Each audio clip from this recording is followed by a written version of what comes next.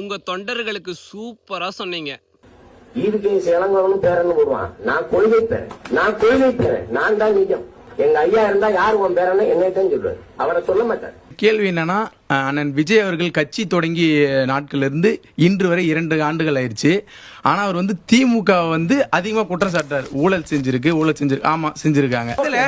கோட்சே கூட போட்டுக்கலாம், வாய்ப்பு இருக்கு. ஏன்னா கொள்கை தெளிவில்லாத ஒரு அப்படிதான் இருக்கும். கொள்கையே இல்ல தெளிவு. எல்லாரும் எங்களை பார்த்து கேட்கற கேள்வி என்னன்னா, உங்க கொள்கை என்னன்னு கேக்குறீங்க. எங்க கொள்கை என்ன தெரியுமா? எல்லாருக்கும் நல்லது செய்யுது சொன்னா நம்புவீங்களா? நம்ப மாட்டீங்க.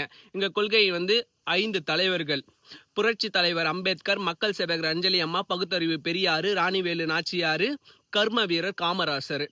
5 கொள்கையில நான் ஒரு கொள்கையை எக்ஸாம்பிளுக்கு எடுத்துக்கிறேன். பெரியார் எடுத்துக்கலாம். பெரியார் என்ன சொல்லியிருக்காரு?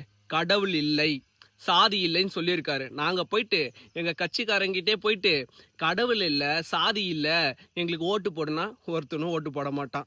அவங்கவுங்க கொள்கையை வச்சுக்கிறாங்க. யாரா ஃபாலோ பண்றாங்களா? எக்ஸாம்பிள் திமுகவை எடுத்துக்கலாம். திமுக பெரியாரை ஏத்துக்கிறாங்க.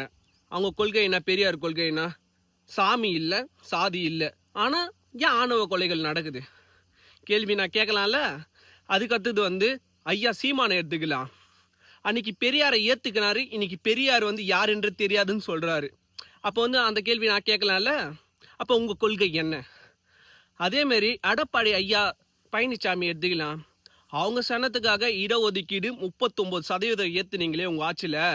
அப்போ உங்க கொள்கை என்ன அப்படின்ட்டு ஒரு கேள்வி நான் கேட்கலாம்ல. கேள்விகள் எப்படி வேணாலும் கேட்கலாம், புரியுதுங்களா?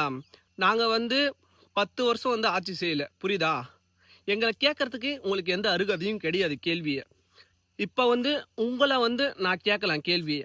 ஏன்னா நீங்கள் 10 வருஷம் ஆட்சி செஞ்சுக்கிறீங்க, 20 வருஷம் ஆட்சி செஞ்சுக்கிறீங்க, 30 வருஷம் ஆட்சி செஞ்சுக்கிறீங்க. ஆனால் நாங்கள் உங்ககிட்ட கேள்வி கேட்கலாம். யார் யார்கிட்ட கேள்வி கேட்கணுமோ அவங்க கிட்ட கேட்கணும்.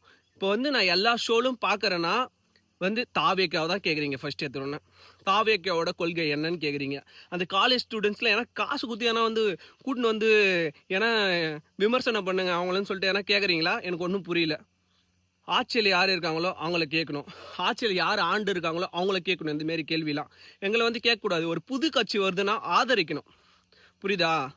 நாங்கள் ஆட்சி செஞ்ச மாதிரியும், நாங்கள் ஆட்சியிலிருந்து இருந்த மாதிரியும், எல்லாரும் மக்களை ஏமாத்தின மாதிரியும் எங்கள் மேலே இந்த குற்றச்சாட்டு வச்சிங்கன்னா நாங்கள் என்ன பதில் சொல்கிறது சொல்லுங்கள்?